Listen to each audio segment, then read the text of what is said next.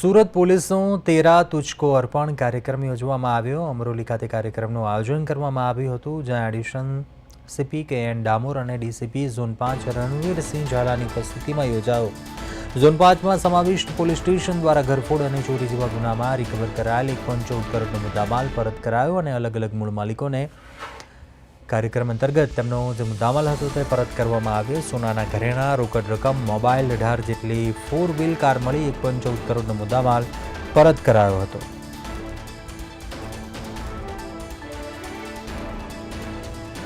આજરોજ ઝોન 5 વિસ્તારના પોલીસ સ્ટેશનમાં જે મુદ્દામાલ ચોરી અને ગરફોડ ચોરીમાં જે ગયેલો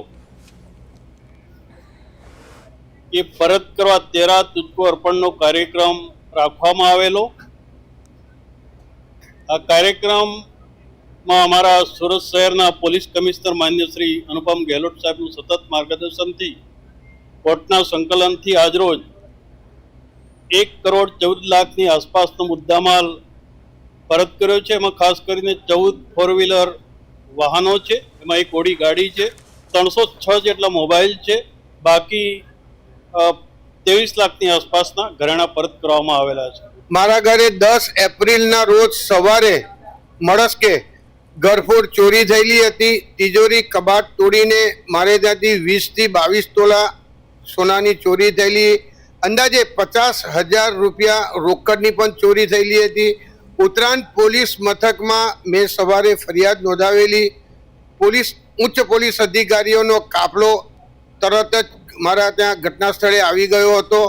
ત્યારબાદ FSLની ટીમ, ડોગ સ્ક્વોડની ટીમ પણ આવી હતી અને આ તપાસ સુરત શહેર ક્રાઇમ બ્રાન્ચે પણ કરી હતી।